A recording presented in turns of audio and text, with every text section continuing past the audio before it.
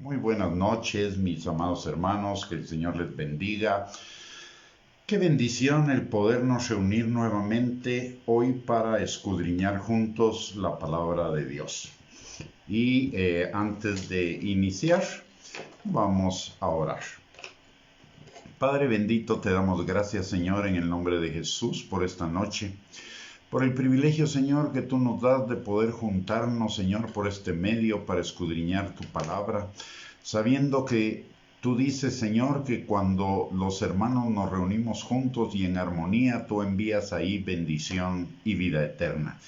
Así que, Señor, en esta noche venimos delante de ti con la expectativa de esa palabra que tú vas a sembrar en cada uno de nosotros para bendecir nuestras vidas y llevar nuestras vidas en aumento como la luz de la aurora. Señor, te damos gracias porque tú eres nuestro Dios, pero eres también nuestro Padre, un Padre bueno, amoroso, lleno de gracia, de misericordia y de favor para con cada uno de tus hijos. Te damos gracias, Señor, porque nosotros somos un testimonio viviente de esa paternidad amorosa, perfecta, eterna, Señor, e infinita, que tú ejerces para con cada uno de nosotros, tus hijos, Señor, cuidando de nosotros, proveyendo nuestras necesidades, haciendo lo mejor para nuestras vidas, formándonos, Señor, y también liberándonos, restaurándonos, sanándonos, Señor, siendo tú nuestra roca, nuestra fortaleza, nuestro castillo, nuestro ayudador en todas las cosas, Señor. Padre, te damos gracias en esta noche por haber enviado a tu Hijo Jesucristo, por ese plan de salvación y redención tan hermoso y tan maravilloso, Señor, que tú diseñaste para nuestra salvación y para nuestra vida eterna. Te damos gracias, Señor Jesucristo, por ese amor tan ilimitado para cada uno de nosotros, que aun cuando éramos tus enemigos estuviste dispuesto a dar tu vida y derramar tu sangre en la cruz del Calvario, llevándonos el peso de nuestra condena por el pecado, Señor, y nos diste perdón de pecados y vida eterna. Gracias, Señor, porque no hay forma en que cada uno de nosotros podamos pagar esta salvación y redención tan maravillosa y tan grande que tú has hecho en nosotros a un tan alto precio que diste tu vida por ello. También, Señor, te damos gracias por tu Espíritu Santo que has hecho morar en cada uno de nosotros, haciéndonos templos de tu Espíritu Santo. Gracias, Señor, porque tu Espíritu Santo ha sido nuestro Maestro, nuestro guía, nuestro ayudador, nuestro santificador.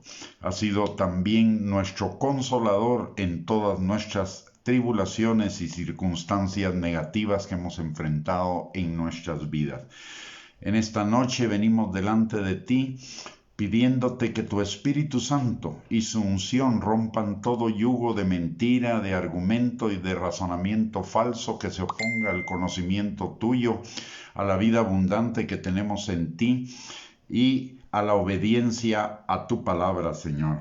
Abre nuestros ojos, abre nuestros oídos, pero por sobre todo abre nuestro corazón, para que sea una tierra fértil en la cual la semilla de tu palabra sea sembrada y produzca fruto y fruto en abundancia para la gloria de tu nombre. Todo ello, Señor, te lo pedimos en el nombre precioso y maravilloso de nuestro Señor Jesucristo, que vive y reina por los siglos de los siglos. Amén y amén. Muy buenas noches, mis amados hermanos, que el Señor les bendiga, qué privilegio el poder seguir compartiendo con ustedes en esta noche acerca de Apocalipsis 2 y 3 que nos conducen o nos dirigen a la preparación necesaria para la pronta venida de Cristo. Es indudable por las señales de los tiempos que hoy más que nunca estamos muy cerca de la venida del Señor y que necesitamos prepararnos para ello. Para comenzar, recordemos lo que el Señor le está hablando a la iglesia de Filadelfia, que es una enseñanza o una carta de aliento, de esperanza, de victoria y de expectativas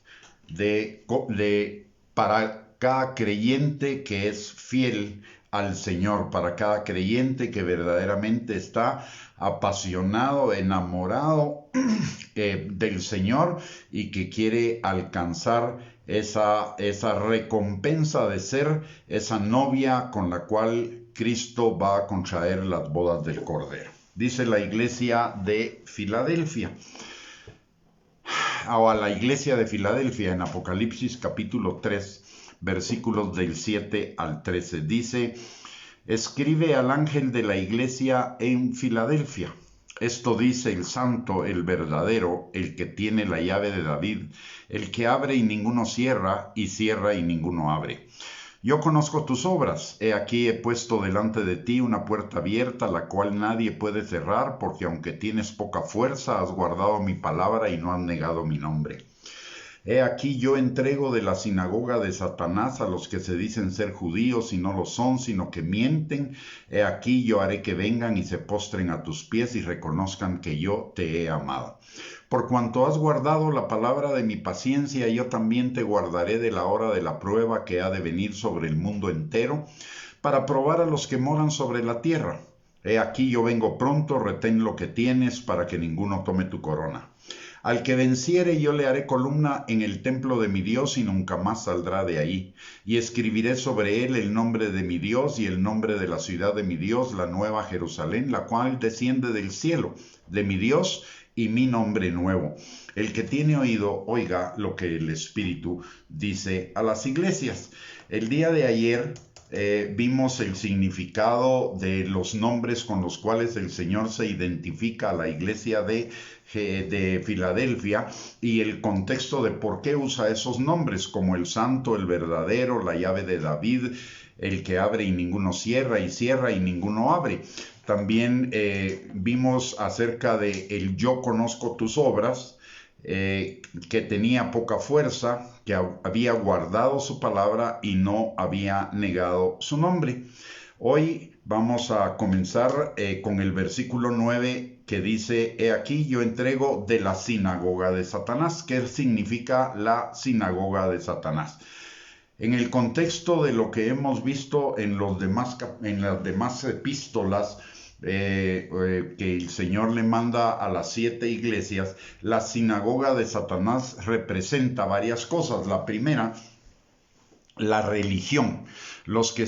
Aquellos que se dicen creyentes, pero que en realidad no están siguiendo al Señor, sino que simplemente son tradicionalistas o son ritualistas, costumbristas, pero no aman verdaderamente al Señor.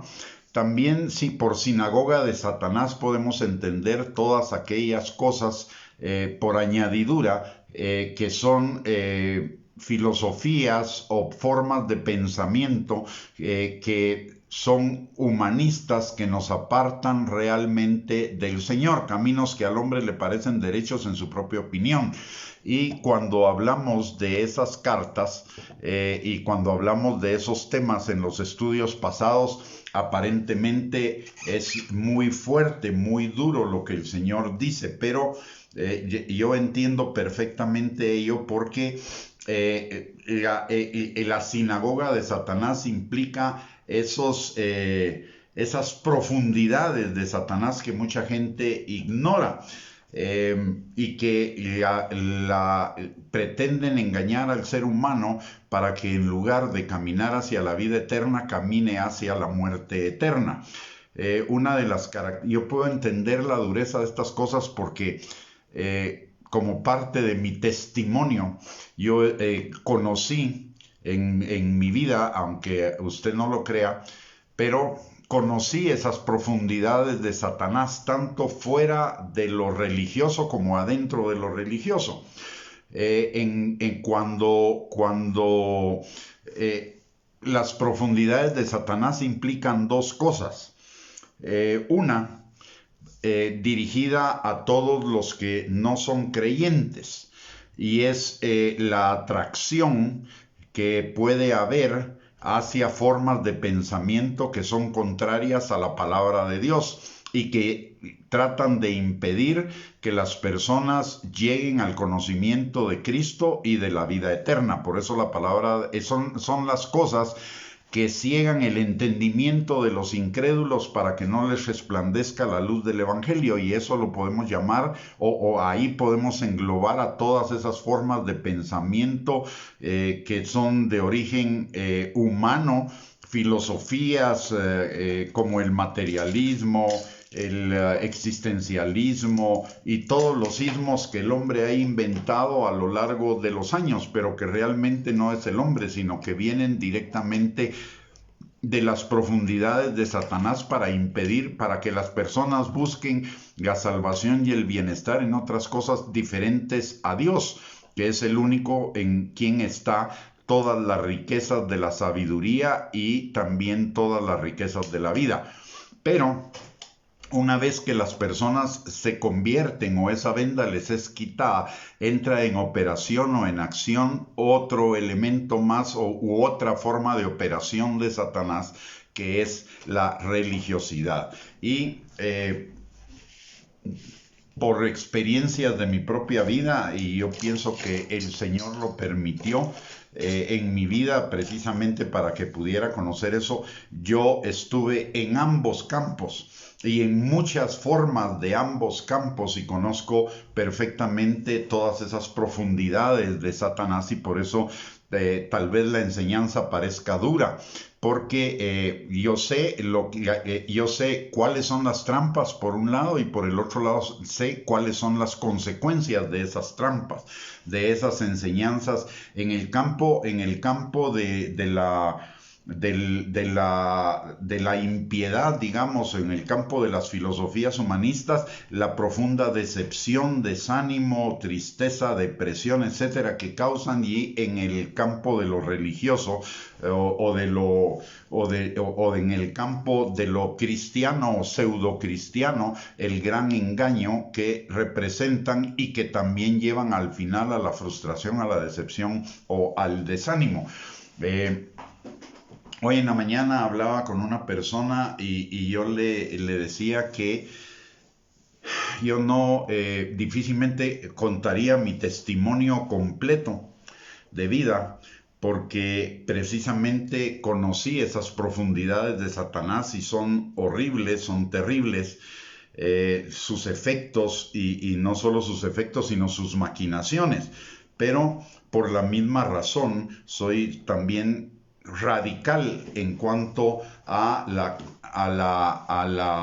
enfrentamiento con esas posiciones, y dentro del campo religioso puedo mencionar primero la religión, pero aparte de ello enseñanzas como la hipergracia, la hiperfe, la hiperprosperidad económica, el legalismo, etcétera, etcétera. Entonces, cuando el Señor habla de la sinagoga de Satanás, dice: he aquí, yo entrego de la sinagoga de Satanás a los que se dicen ser judíos y no lo son, sino que mienten. He aquí, yo haré que vengan y se postren a tus pies y reconozcan que yo te he amado. Esto abre también, si bien es cierto, es muy drástica la confrontación con la sinagoga de Satanás y con todo lo que representa. También el Señor aquí nos habla de una puerta abierta para todos aquellos que han estado caminando en esas creencias, en esas mentiras, porque aquí lo dice claramente: dicen ser judíos y no lo son, sino que mienten. Son mentiras, y por lo tanto, como mentiras, vienen de las profundidades de Satanás. Pero la esperanza dice, y la esperanza para todos los que hayan caminado en ella, y yo soy un testimonio de vida de eso también, es que el Señor dice: he aquí, yo haré que vengan y se postren a tus pies y reconozcan que yo te he amado. El Señor nos libra, el Señor nos guarda, el Señor tiene todo el poder para sacarnos de ellos si verdaderamente nosotros nos reenfocamos en buscar al Señor de todo nuestro corazón, cuando la verdadera intención de nuestro corazón es buscarlo a Él y no buscar la justificación de nuestras conductas o de nuestras formas erróneas de pensar. Entonces hay una esperanza para ellos. El que el Señor englobe en esta categoría de sinagoga de Satanás todas esas mentiras y esas falsedades es porque ellos no solamente las dicen, sino que las enseñan. Es un lugar tienen sitios o lugares de enseñanza de una religión sin Dios y sin Cristo, que pueden estar presentes de alguna manera, pero solo como figuras decorativas, pero siguiendo prácticas diferentes a sus enseñanzas. Son la personificación del engaño religioso y satánico para seducir a las personas a aceptar una religión o pseudo religión cristiana sin Cristo, sin la cruz, sin la entrega genuina del corazón al Señor, sin obediencia. Y hemos hablado de que en la cristiandad, o en lo que se llama la cristiandad moderna, hay un evangelio sin hablar del infierno, sin hablar del pecado, sin hablar del arrepentimiento, sin hablar de la obediencia, sin hablar de la muerte al yo, sin hablar de la santificación. Y ese es un evangelio sin Cristo, porque la voluntad del Padre es nuestra santificación, como lo dice la palabra en Primera de Tesalonicenses capítulo 4, versículo 3 y versículo 7. Y la santificación conlleva el entendimiento del pecado, del entendimiento del arrepentimiento, el entendimiento de la obediencia a la palabra, de la muerte al yo y de la santificación.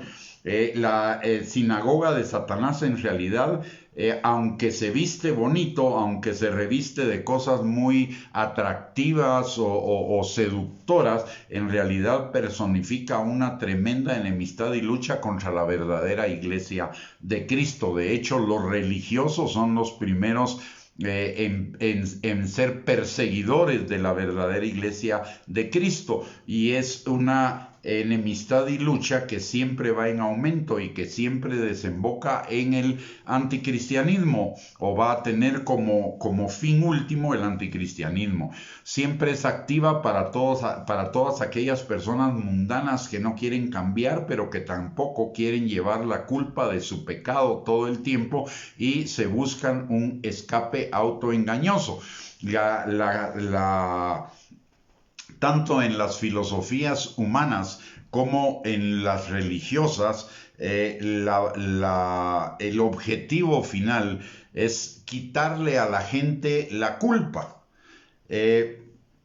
De una manera que no es la bíblica, mediante el arrepentimiento y la transformación, sino dejar a las personas en su misma situación, pero ya sin la culpa, despojarlas de la culpa. Y una de estas corrientes, por ejemplo, son muchas corrientes de la psicoterapia, que lo que pretenden es dejar a las personas tranquilas en su pecado sin experimentar culpa, condenación, acusación ni nada por el estilo, o evadiendo ese tipo de cosas. ¿Para qué? Para no llevarlas a un verdadero arrepentimiento, que, como nos lo muestra la parábola del hijo pródigo, el verdadero arrepentimiento conlleva una impresionante cantidad de bendiciones que nos llevan a una vida plena y a una vida de bienestar, pero que la puerta es el arrepentimiento. Por eso la predicación de Juan el Bautista preparando el camino del Señor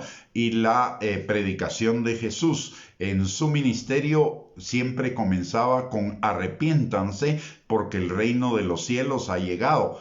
Y recuérdense que el reino de los cielos, de acuerdo a lo que nos enseña Mateo 6:33, es buscar el reino de Dios y su justicia, y todas las cosas serán añadidas. O sea, la puerta a la bendición es el arrepentimiento. Pero todas estas filosofías que podemos englobar dentro del nombre que Jesús les da de sinagoga de Satanás, buscan alcanzar esas bendiciones sin el arrepentimiento, sin la transformación, sin el cambio. Y arrepentimiento básicamente significa transformación.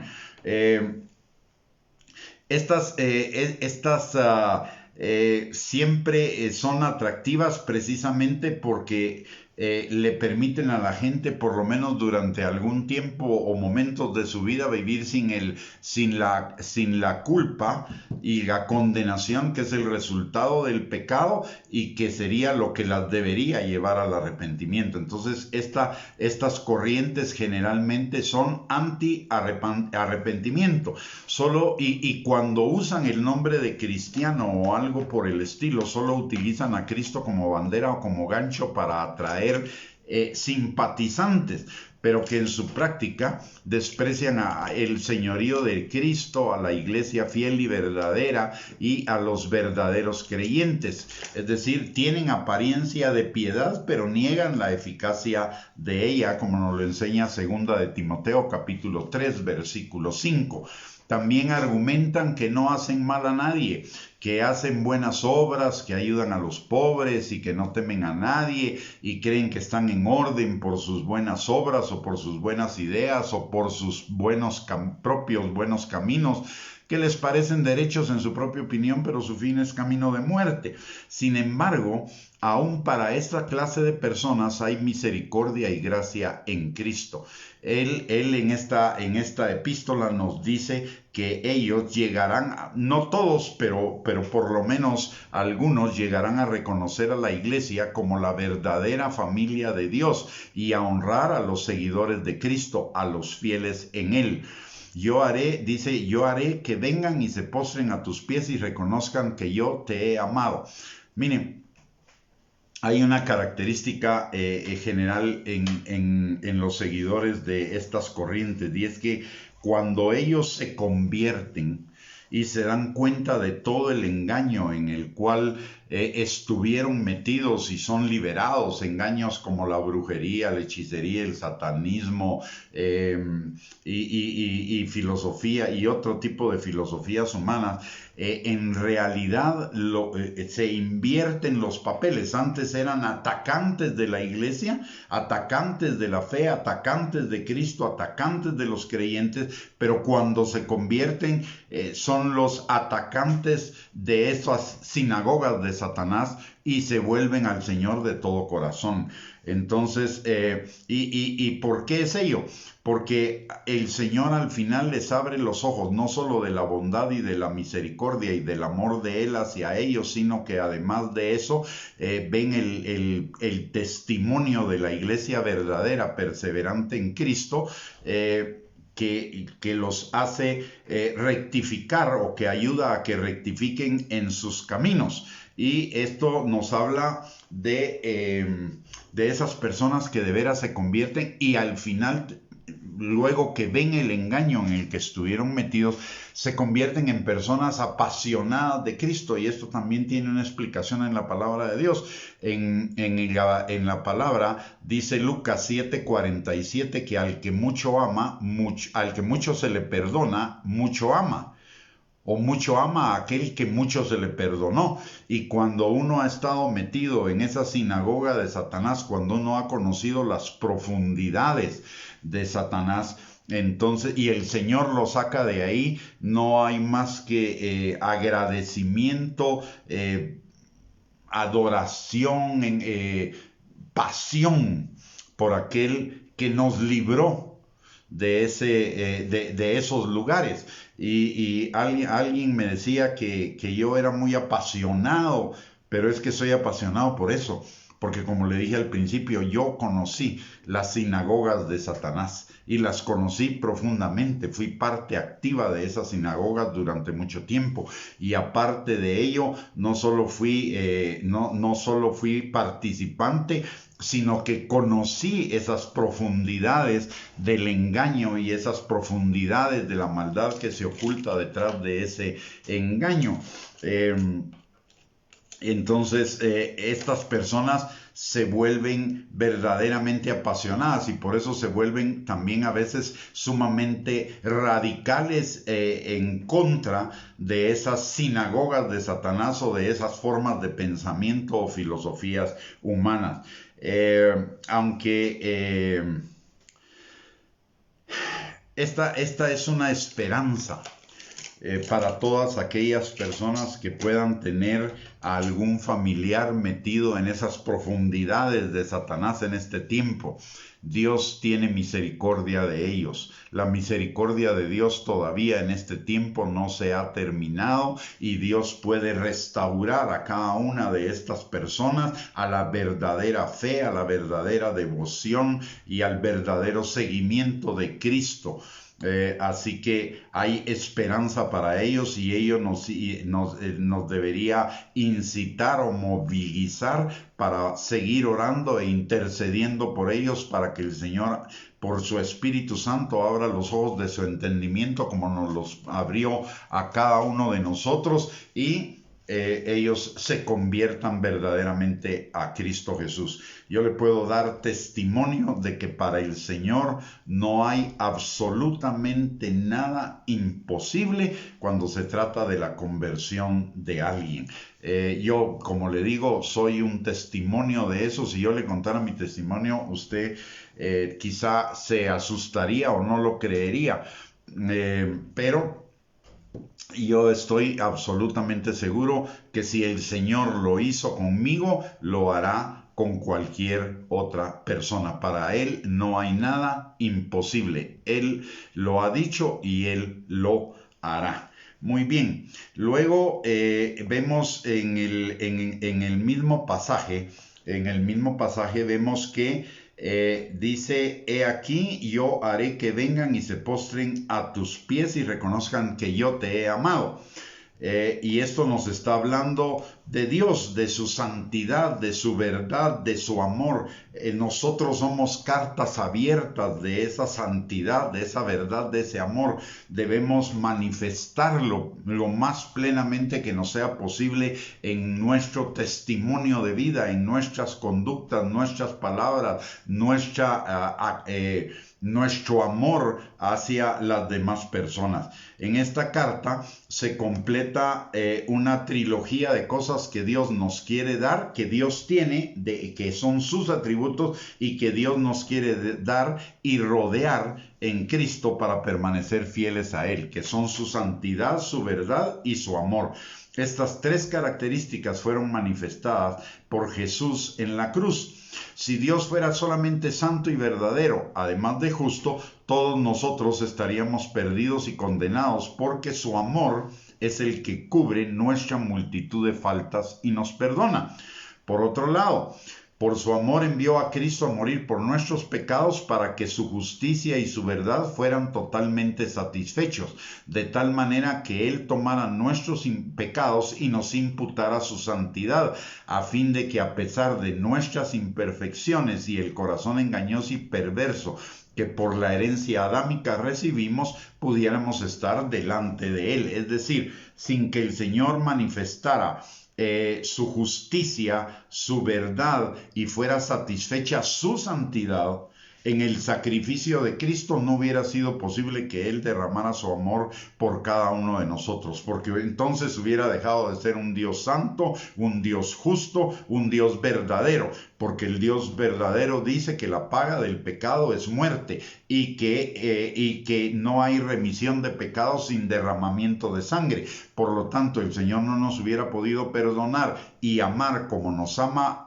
como hijos si no hubiera sido satisfecho antes que nada su santidad y su justicia en el sacrificio de Cristo en la cruz del Calvario. Y ese sacrificio no hubiera sido posible si no fuera por el amor del Padre y el amor del Hijo y el amor del Espíritu Santo hacia cada uno de nosotros. La palabra dice: con amor eterno te he amado, y por ese amor el Señor estuvo dispuesto a ese sacrificio. Dice la palabra en Juan 3:16: de tal manera amó Dios al mundo que dio a su Hijo Jesucristo para que todo aquel que en Él crea no se pierda, sino que sea salvo.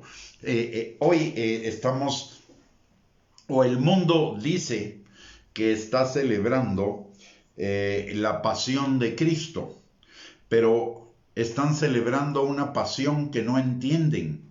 Porque si entendieran esa pasión en toda su dimensión y valoraran el sacrificio de Cristo en esa cruz del Calvario por nuestros pecados, que es la manifestación de la santidad, de la verdad, de la justicia, del amor, de la misericordia, de la gracia, del favor, de la benignidad, de la paciencia de Dios, si verdaderamente valoráramos ese sacrificio, no estarían haciéndose las cosas que en estos días se hacen dizque por celebración o diversión, pero que realmente van en contra de lo que debería ser la celebración de la pasión de Cristo. La celebración de la pasión de Cristo debería ser un motivador para cada uno de nosotros de amarle a Él mucho más, de buscar su verdad mucho más, de buscar su santidad y la obediencia mucho más, de verdaderamente rendir nuestras vidas a Él, en lugar de estarlas rindiendo a los deseos de la carne, los deseos de los ojos y la vanagloria de la vida, que representa la disque celebración de esta Semana Santa. Es una celebración absolutamente vacía, absolutamente carente de significado para la gran mayoría de personas, de las cuales el Señor dice: estoy harto de sus celebraciones, de sus lunas nuevas, de porque lo que yo busco de ustedes es la obediencia. Entonces, realmente la verdadera celebración de un tiempo como este es el recordatorio del inmenso precio que Jesús pagó por cada uno, y no solo Jesús, sino el Padre, el Hijo y el Espíritu Santo pagaron para que usted y yo fuéramos salvos, y eso nos debería llevar a un incremento notable, sustancial del amor hacia Dios, porque al que mucho se le perdona, mucho ama. Esa debería ser nuestra respuesta a Él. Entender lo que esa cruz significa en cuanto al perdón de nuestros pecados, y eso, dirigirnos a un amor verdadero, genuino, total, completamente entregado al Señor. Esa debería ser la verdadera manera de la celebración. Sin embargo, el mundo hace fiesta de una celebración que nos debería llevar a la meditación. Y el mundo cristiano hace ritualismo y ceremonias carentes de contenido para disfrazar esa falta de pasión, esa falta de amor, esa falta de conversión. Muchas personas usan este tiempo simple y sencillamente para buscar un perdón de pecados, de tal manera que el próximo lunes ya estén limpios de pecado para volver a seguir pecando durante un año. Eso no es una verdadera manera de celebración o de conmemoración, más que de celebración, de conmemoración de la muerte de Cristo. Recordemos que la cruz del Calvario representa la muerte, la pasión, y no solo la crucifixión, porque Jesús no solo sufrió la crucifixión, Jesús sufrió el vituperio, el rechazo, el insulto, los latigazos, la corona de espinas, la burla, el sarcasmo, la ofensa, el rechazo, etc. Todo eso implica la pasión de Cristo, no solo la crucifixión. Todo eso lo dice Isaías 53. Todo lo que Cristo tuvo que pasar, o por lo menos una gran parte de lo que Cristo tuvo que pasar para que usted y yo fuéramos salvos. Y cuando nosotros meditamos a través de esos pasajes de la Escritura en la pasión de Cristo, no podemos nada más que sentir en carne propia de alguna manera ese sufrimiento, porque fue por nuestra culpa, fue por nuestro pecado. Realmente los romanos y los fariseos solo fueron el instrumento de la crucifixión de Cristo. Pero los verdaderos culpables de la crucifixión de Cristo fuimos cada uno de los seres humanos por nuestro pecado. Y déjeme decirle algo. Si solo uno hubiera pecado, si solo yo o solo usted hubiéramos pecado, igualmente Cristo hubiera venido a morir por usted y por mí.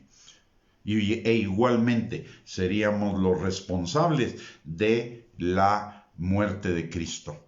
Y eso es algo que la gente no lo entiende, que cada uno de nosotros somos responsables. Hay un canto de un cantante que lo critican mucho, pero yo dejo eso por fuera, porque lo que me interesa es esa canción que él canta, que dice: si yo hubiera estado ahí, yo hubiera sido quien te crucificara. Realmente nosotros estábamos ahí. Nosotros lo crucificamos. Los otros solo fueron el instrumento, pero nosotros, y los otros fueron el martillo, fueron la lanza, fueron los clavos, pero nosotros fuimos los responsables de que Él tuviera que pagar esa condena, porque Él pagó la condena por nuestros pecados. Nuestra única respuesta: no podemos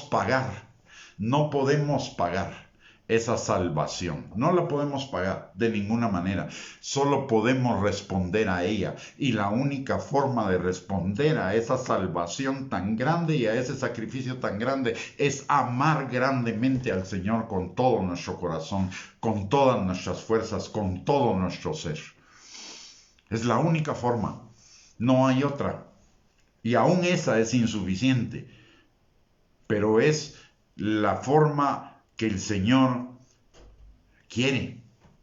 Él no está esperando una paga, pero Él lo que está esperando es una verdadera conversión, que su sacrificio no sea en vano, sino que traiga una verdadera conversión para cada uno de nosotros. Esa es la verdadera forma de celebrar este tiempo. Vamos a seguir avanzando. Y vamos a compartir acerca de lo que dice esta epístola de la hora de la prueba. La hora de la prueba se refiere a los tiempos de perturbación y desastre que experimentaremos, y de problemas y de circunstancias adversas y de situaciones contrarias que los creyentes vamos a experimentar, no solo en nuestra vida personal, en nuestro caminar en el Señor, sino también en la historia en todas las épocas y en todos los lugares. La palabra de Dios dice que los mismos sufrimientos y las mismas aflicciones y los mismos padecimientos se van cumpliendo en nuestros hermanos en todo tiempo. ¿Por qué razón? Muy simple, mis amados hermanos. Usted y yo somos la luz y la sal de la tierra. Y la luz están en contra de toda corrupción de la que está en el mundo, están en contra del pecado. La palabra de Dios nos enseña en cuanto a Jesús, que Jesús a los suyos vino y los suyos le rechazaron, y que si a Él lo rechazaron, a nosotros nos iban a rechazar; si a Él lo aborrecieron, a nosotros nos iban a aborrecer, y no por nuestros actos, no porque hagamos algo malo, sino por lo que representamos. Para ellos representamos una carta abierta que los redarguye, que los confronta con su pecado, que los enfrenta a su pecado del cual no quieren salir, al cual no quieren dejar. Somos cartas abiertas, y por ese hecho, por ese simple hecho, vamos a sufrir persecución, vamos a sufrir burlas, vamos a sufrir menosprecio, rechazo, etcétera, etcétera, en todas las épocas. Por eso el Señor dijo: en el mundo tendréis aflicción, pero no temáis, yo he vencido al mundo. Y lo que está implícito en eso es: si nosotros estamos en Cristo y Él venció al mundo, por cuanto Él venció al mundo, nosotros podemos vencer al mundo. Adicionalmente, y en última instancia, también esta advertencia se refiere a los tiempos que anteceden al retorno de Cristo, a los tiempos previos a la tribulación y la gran tribulación, y los cuales describe el libro de Apocalipsis a partir del capítulo 6.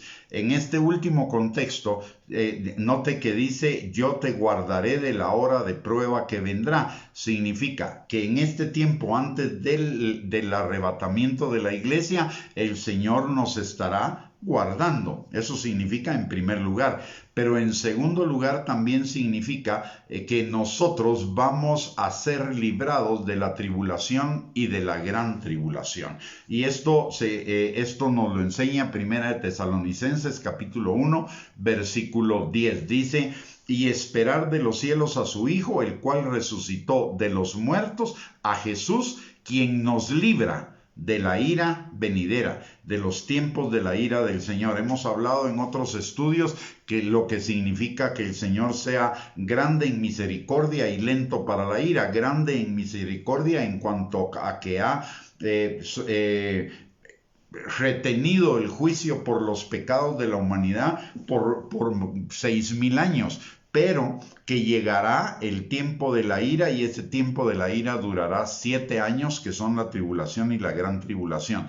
Y aquí la palabra de Dios dice que Él nos librará de la ira venidera. Por lo tanto, yo solo debo estar atento a las señales de los tiempos, pero no perturbarme por la tribulación y la gran tribulación. Lo que tengo que hacer es sostenerme firme en este tiempo mientras llega el arrebatamiento de la iglesia, porque tenemos la promesa fiel de que Él nos librará de la ira venidera. Y también en Primera de Tesalonicenses capítulo 5, versículos del 1 al 11, la palabra de Dios dice, pero acerca de los tiempos y de las ocasiones, no tenéis necesidad, hermanos, de que yo os escriba, porque vosotros sabéis perfectamente, ojo, sabéis perfectamente, que el día del Señor vendrá así como ladrón en la noche, que cuando digan paz y seguridad, entonces vendrá sobre ellos destrucción repentina,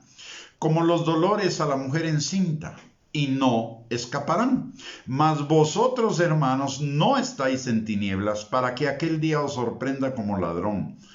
Porque todos vosotros sois hijos de luz e hijos del día, no somos de la noche ni de las tinieblas. Por tanto, no durmamos como los demás, sino velemos y seamos sobrios. Pues los que duermen de noche duermen, y los que se embriagan de noche se embriagan. Pero nosotros que somos del día seamos sobrios, habiéndonos vestido con la coraza de fe y de amor, y con la esperanza de salvación como yelmo.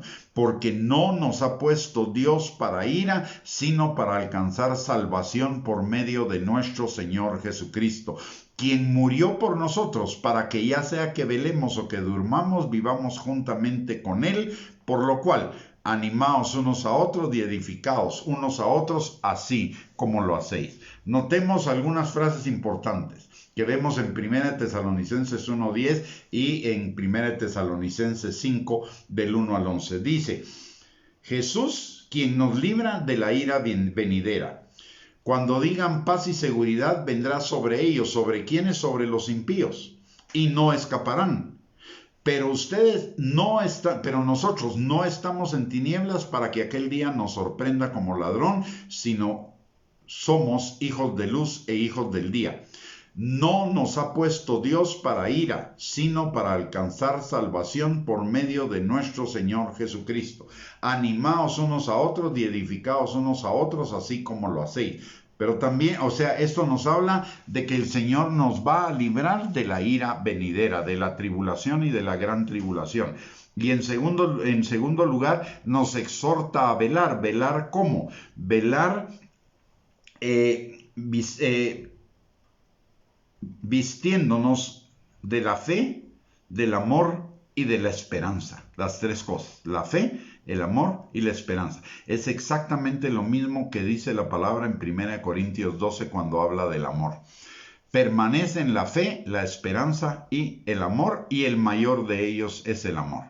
Entonces, nos está exhortando a que en este tiempo de preparación crezcamos en el amor, en la fe, en la esperanza. Y recordemos que el amor es la devoción a Él, la pasión por Él. La fe es la obediencia y la esperanza es la meta. La esperanza es la vida eterna. Entonces necesitamos reforzarnos todos los días en esas tres cosas para que nuestro amor no decaiga, para que nuestra fe no decaiga y para que nuestra esperanza no muera. Podemos estar confiadamente refugiados en Cristo Jesús a pesar de la maldad que vemos en el mundo. Y refugiarnos en Él significa refugiarnos en su palabra, en su amor, en su fidelidad. Que sea cual sea la situación que podamos enfrentar, Él siempre nos va a guardar, nos suplirá, nos fortalecerá, nos afirmará, nos establecerá, nos perfeccionará. Y aún en el remotísimo caso, porque yo lo veo como un caso sumamente remoto, ¿no? Un caso prácticamente no posible, de que el arrebatamiento de la iglesia no fuera antes de la tribulación o de la gran tribulación, tenemos esta esperanza firme de que Él nos guardará y nos librará de la ira venidera. Así que, porque Él nos ha puesto para alcanzar salvación, no ira, por medio de nuestro Señor Jesucristo. Así que sea cual sea la situación, podemos vivir confiados en el Señor, confiados en su misericordia, en su amor, en su fidelidad y en que Él es verdadero y no miente. Dios no se puede negar a sí mismo.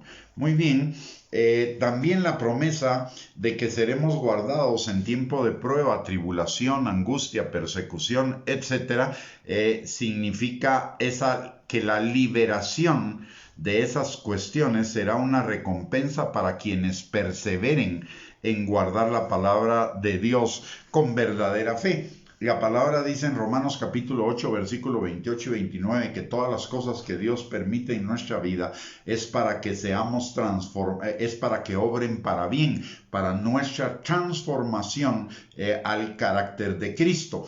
Una vez que ese objetivo está logrado, encontraremos esa victoria en Cristo Jesús, pero en el proceso podemos descansar en su fidelidad, en su sabiduría, en su amor, en su protección, en su fortaleza, refugiarnos en Él para salir de todas esas circunstancias adversas de nuestra vida, pero enfocados en que el carácter de Cristo sea formado en cada uno de nosotros. No se trata solo de salir de la tribulación o de salir de la circunstancia adversa, se trata de salir de ahí en victoria, y la forma de salir en victoria es que el carácter de Cristo sea formado en nosotros a través de esas circunstancias. Sino, ¿qué va a suceder?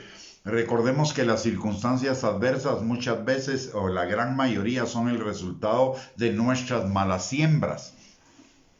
Entonces, ¿qué sucede si salimos sin ser formados al carácter de Cristo en esas situaciones?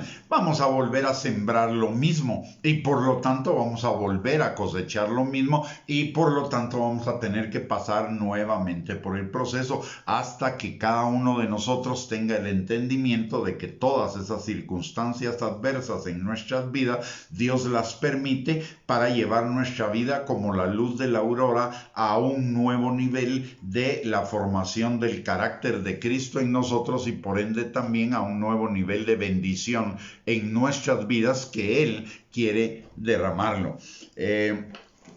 Los seguidores de esto nos habla también de que los seguidores de Cristo necesitamos guardarnos del pecado, para que no se nos enfríe el amor. En la tribulación, el objetivo de Dios es que seamos formados al carácter de Cristo, pero el objetivo del diablo es derribarnos en nuestra fe, que nuestro amor a Dios se enfríe, como lo dice Mateo 24:12, pero nosotros necesitamos perseverar, necesitamos fortaleza para recibir la fuerza necesaria para poder pasar por encima de esa tribulación y vencerla mediante la fe y la fidelidad del Señor. Solo mediante la perseverancia vamos a poder escapar, o sea, evitar más de esas cosas terribles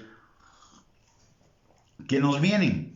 Y solo mediante la perseverancia vamos a salir de esa tribulación y angustia que vendrá en la tribulación y la gran tribulación. Y ese tiempo, solo para información, porque algunos pensarán, bueno, no importa si me quedo y al final Dios me va a seguir guardando y Dios me va a seguir bendiciendo. Déjeme decirle algo, están equivocados. El tiempo de prueba incluye la ira de Dios sobre los impíos, pero también incluye la ira de Satanás sobre los creyentes. Apocalipsis 12:12 dice que el diablo sabe que le queda poco tiempo y que vendrá con toda su ira contra los hijos de Dios. Y eso implica que si bien es cierto el Señor nos va a guardar, mire, el Señor nos guarda todos los días de nuestra vida, pero eso no implica que no estemos exentos de problemas. Si alguno se quedara en la tribulación o para la tribulación y la gran tribulación, es cierto, si se fideliza con Dios, si se afirma en su fe, si persevera en su fe, va a ser guardado, pero eso no quiere decir que no vaya a experimentar los coletazos, digamos, de la situación, como hambre, sed, exposición a los elementos, sufrimiento, lágrimas. Si bien es cierto, estaremos guardados en Cristo, no implica que no experimentaremos esas situaciones.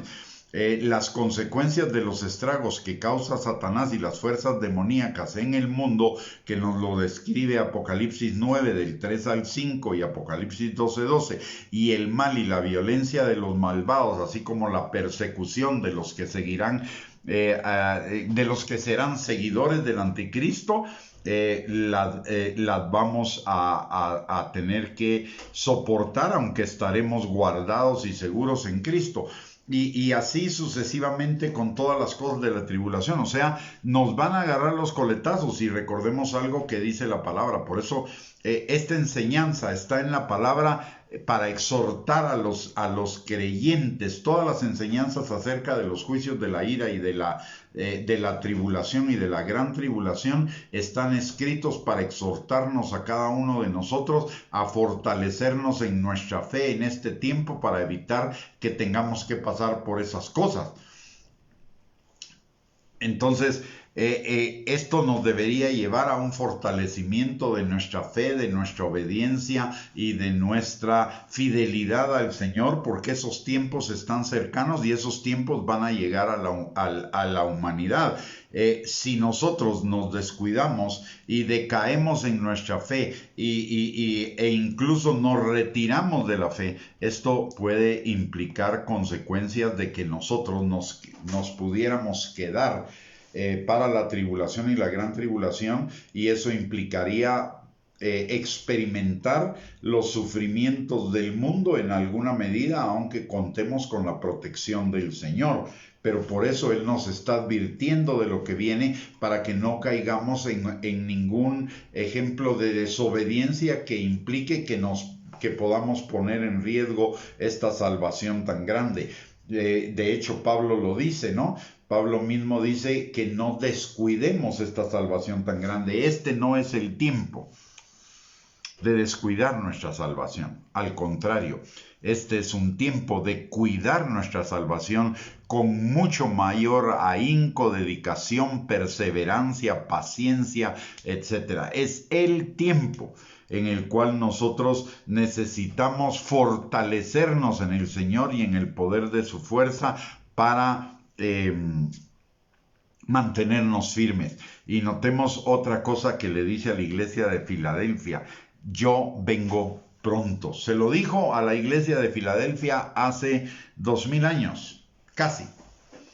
Imagínense si a ellos ya les estaba diciendo que estaba cerca. ¿Cuánto más no está cerca? Mucho más cerca de nosotros mismos. En otros estudios he explicado por qué la venida de Cristo no se dio en ese tiempo, y también por qué el Señor en todos los tiempos ha sostenido esta palabra de yo vengo pronto, para alentar a los creyentes a no decaer en su fe.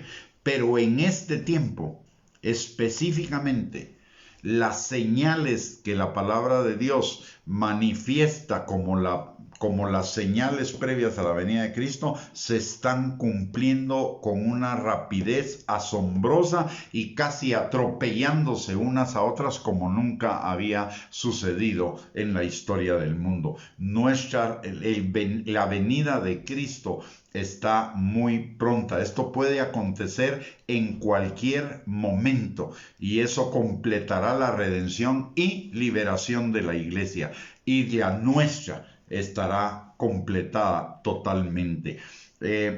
Cada iglesia tiene en este tiempo su responsabilidad y cada creyente tiene sus talentos, habilidades y dones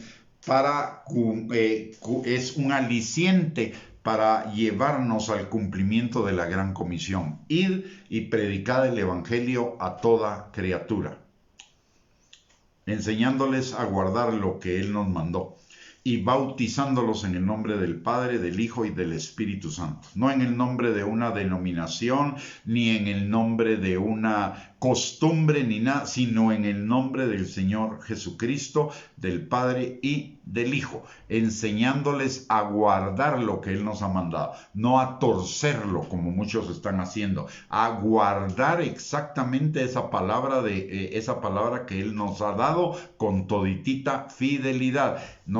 Este es un tiempo, mis amados hermanos, número uno, para fortalecernos en el Señor y en el poder de su fuerza. Pero número dos, para incrementar nuestros esfuerzos de evangelización para que todos aquellos que aún se encuentran perdidos puedan venir a la salvación y librarse de esa tribulación y gran tribulación de las cuales el Señor dice que no ha habido en ningún momento de la historia del mundo una tribulación como esas, y que si no fuera solo porque son 7 años, ni aún los elegidos se salvarían.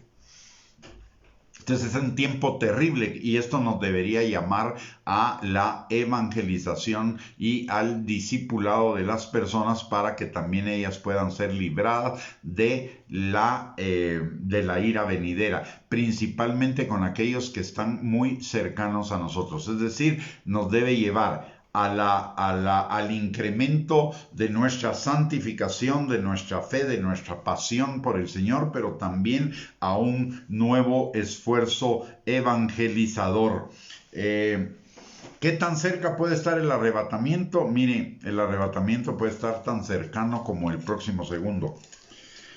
Todas las señales para el arrebatamiento que eran necesarias para el arrebatamiento, que se cumplieran para el arrebatamiento de la iglesia, están cumplidas. Todas. De tal manera que el arrebatamiento podría ser en el próximo segundo. Y si no fuera así, cada uno de nosotros va a experimentar no un arrebatamiento, pero sí un tipo parecido al arrebatamiento, que es el día de nuestra muerte a este mundo físico, y eso puede suceder también en cualquier momento. O sea, está muy cerca, está muy pronto, está a la vuelta de la esquina. La pregunta es, ¿estamos realmente preparándonos para ser esa novia santa y gloriosa que Cristo está preparando para sí? Existen dos alternativas para todos los creyentes. El día de mañana voy a hablar un poquito acerca de esas señales de la proximidad de los últimos tiempos, pero por el momento, con lo que hemos visto hasta aquí, existen para cada uno de nosotros los creyentes solamente dos alternativas. Una, o vivimos una vida fiel y victoriosa frente al mundo y frente al mundo religioso, o vivimos una vida de tolerancia que terminará convirtiéndose en una vida de derrota. O vivimos una vida defensiva frente a los embates del mundo, o nos corremos el riesgo de que el mundo, Satanás, la carne, el ego, nos arruinen por completo. O elegimos el santo radicalismo por Dios y su palabra, o caeremos víctimas de alguna forma del globalismo o del anticristo por causa de nuestro corazón dividido. La siguiente palabra que viene después de vengo pronto dice, retén lo que tienes. Fortalezcámonos en el Señor y en el poder de su fuerza. Por lo menos retengamos lo que ya hemos alcanzado, no demos marcha atrás de ninguna forma y más que ello deberíamos seguir avanzando. Hay en el deporte una fórmula que aplica en la vida cristiana. La mejor defensa es el ataque. La mejor defensa es ir hacia adelante. Ahí no nos corremos riesgo. Necesitamos seguir creciendo en el Señor todos los días de nuestra vida, permitiéndole al Espíritu Santo la transformación que Él nos indique de nuestro ser, buscando cada día más la obediencia a la palabra de Dios, apasionándonos cada día más en el Señor. ¿Y esto a través de qué? A través de y este es un tiempo oportuno, a través de la meditación de todo lo que significa ser salvo y del costo que para Dios, el Padre, el Hijo y el Espíritu Santo, tuvo nuestra salvación, como hablábamos al principio. Este debe ser un tiempo de reflexión. Un tiempo de reflexión sobre lo que verdaderamente significa y el verdadero valor del sacrificio de Cristo para que nuestra devoción y de lo que realmente el Señor nos perdonó. Mire, yo estoy seguro porque ya pasé por ese proceso. Y de hecho, cada día, de alguna manera, lo sigo descubriendo de esas cosas. Nosotros no tenemos ni la menor idea de todo lo que el Padre nos perdonó en Cristo Jesús. No tenemos ni idea de todas las profundidades de nuestro pecado. Porque pecado no es solamente no haber obedecido ciertos mandamientos. Pecado es haber hecho a Dios a un lado de nuestras vidas en todas las circunstancias y situaciones. Es mucho más de lo que nosotros nos imaginamos. Es mucho más. Y este sería un tiempo de realmente reflexionar en lo que Cristo pagó por nosotros en la cruz del Calvario, pero reflexionarlo a la luz de todo lo que la Biblia nos enseña acerca de lo que no es la voluntad de Dios, en el ejemplo de los israelitas y en las epístolas. Muchos vemos, por ejemplo, cosas como amad a vuestros hermanos, pero no vemos el pecado implícito en el no amarlos. Por ejemplo, no vemos el pecado implícito en la ira, que implica insultos, gritos, groserías, menosprecio, etcétera, etcétera. A veces no lo vemos. Y por lo tanto no entendemos que también de eso pagó Cristo por cada uno de nosotros. Por eso dice la palabra, al que mucho se le perdona, mucho ama. Porque nos fue perdonado muchísimo más allá de lo que usted y yo nos imaginamos. Este podría ser un buen tiempo para sentarnos en algún lugar y comenzar a reflexionar en todo lo que Cristo nos perdonó de acuerdo a lo que la palabra de Dios nos enseña que deberíamos hacer o que no deberíamos hacer.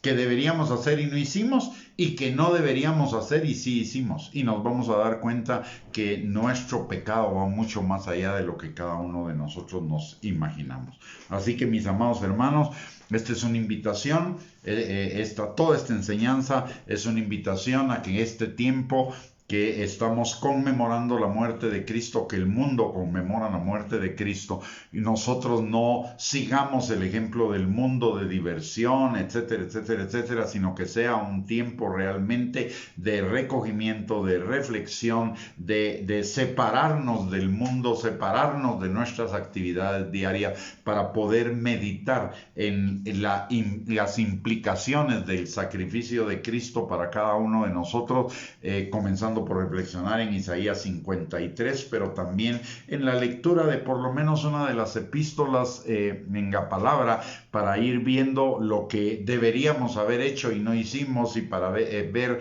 lo que no deberíamos haber hecho y sí hicimos, y entender que de todas esas cosas el Señor nos perdonó.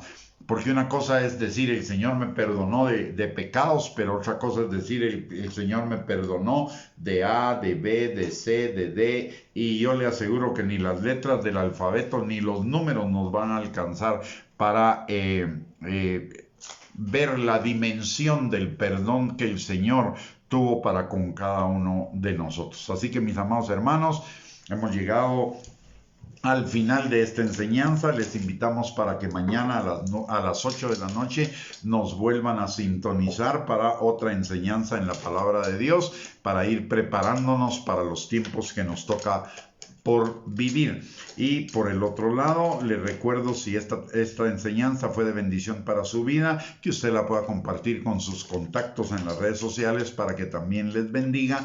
Y por el otro lado, le recordamos que tenemos 2 recursos a su disposición para seguir edificando, exhortando y consolando su vida, como es nuestra página de internet www.reyesysacerdotes.net y nuestro canal de YouTube @Gustavo Bianchi. Así que hemos llegado al final de esta enseñanza. Ahora vamos a despedir la transmisión orando y le voy a pedir que me acompañe.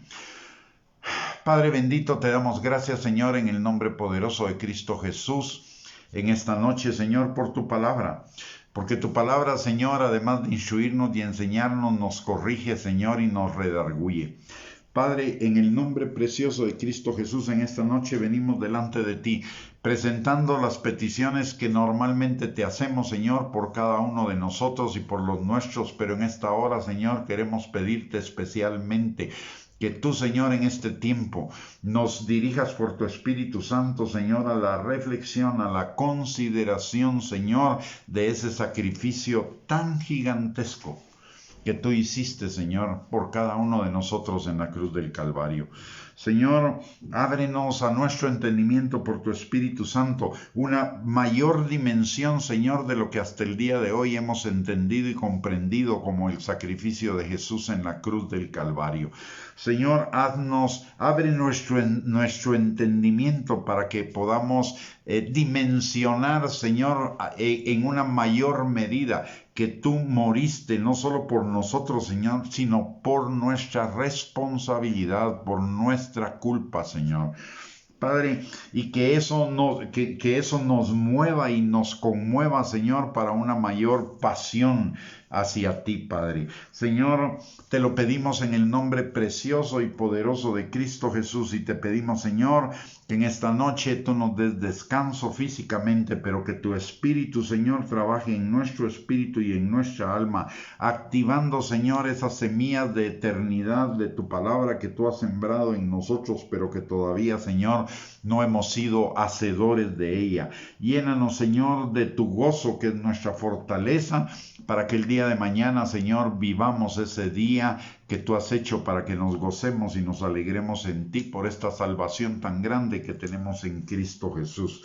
Te lo pedimos, Señor, en el nombre precioso y poderoso de nuestro amado Señor y Salvador Jesucristo, que vive y reina por los siglos de los siglos.